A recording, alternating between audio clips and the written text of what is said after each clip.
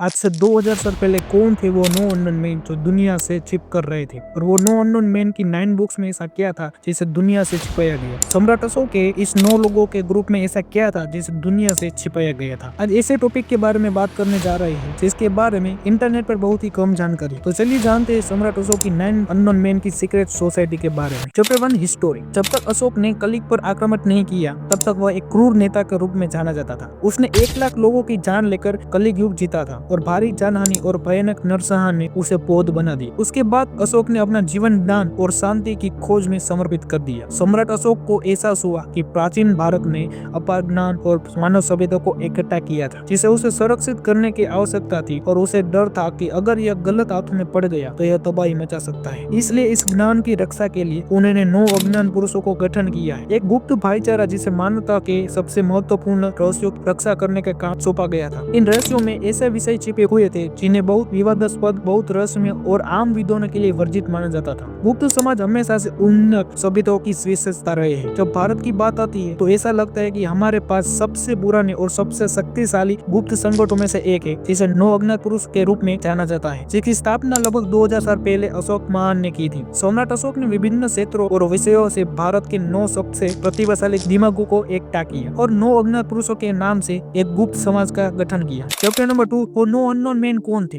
और उनका काम क्या था। बट माइंड में पहले ये बात आती है कि उन 9 लोगों के बारे में पता कैसे चला। 1923 में अंग्रेजी लेकर टेलबॉडी मुंडी एक ब्रिटिश अधिकारी थे जो 5 साल तक भारत में तैनात रहे थे। इस कहानी से प्रभावित हुए और उन्होंने द 9 अननोन मैन नामक पुस्तक प्रकाशित की। पुस्तक लिखने से पहले उन्होंने बहुत शोध किया। महान सम्राट अशोक द्वारा स्वयं लिखे गए प्रतिलेख उनकी जांच का सबसे सहायक पहलू साबित हुए। उन्होंने उन अभिलेखों के आधार पर 9 व्यक्तियों द्वारा लिखी गई 9 पुस्तकों की सूची बनाई और संकलित की। इस सूची को व्यापक समर्थन प्राप्त है। अब जानते हैं वो 9 अननोन मैन लोग कौन थे। जैसे पहले बताया, सम्राट अशोक ने विभिन्न क्षेत्रों और विषयों से भारत के 9 सबसे प्रतिभाशाली दिमागों को इकट्ठा किया और 9 अज्ञान पुरुषों के नाम से एक गुप्त समाज का गठन किया। केवल उन 9 लोगों को ही वैज्ञानिक सिद्धांतों और तकनीकों का अध्ययन और विकास करने की अनुमति थी, क्योंकि अशोक को डर था कि अगर आम लोगों को यह ज्ञान मिल गया तो वे इसका इस्तेमाल विनाश के लिए करेंगे। इसलिए संरक्षित करने और सुधारने के लिए 9 लोगों में से प्रत्येक को एक पुस्तक बनाने, उसे अपडेट करने और संशोधित करने का काम सौंपा गया था। जब 9 में से कोई मृत्यु, बीमार और रिजाइन जैसी परिस्थितियों के कारण आगे नहीं बढ़ सकता था तो सावधानी से चुना गया उत्तराधिकारी पदभार संभालता था। इस प्रकार समाज में हमेशा 9 सदस्य होते थे। ऐसा माना जाता है कि 9 अज्ञात पुरुषों का यह समाज आज तक कायम है। उनके रहस्य और ज्ञान पीढ़ियों से चले आ रहे हैं, हमेशा सुरक्षित है, हमेशा आगे बढ़ रहे हैं। चैप्टर नंबर 3, 9 अननोन मैन की 9 बुक्स। वो 9 किताबों में इतना खास क्या था तो दुनिया से छिपानी पड़ी। 1960 में लुई पोवेल्स और जैक्स बर्गियर ने अपनी पुस्तक द मॉर्निंग ऑफ मैजिशियन में उल्लेख किया है कि पहले फ्रांसिस पोप के अनुसार पोप सिल्वेस्टर द्वितीय एक रहस्य अभियान पर भारत आए थे।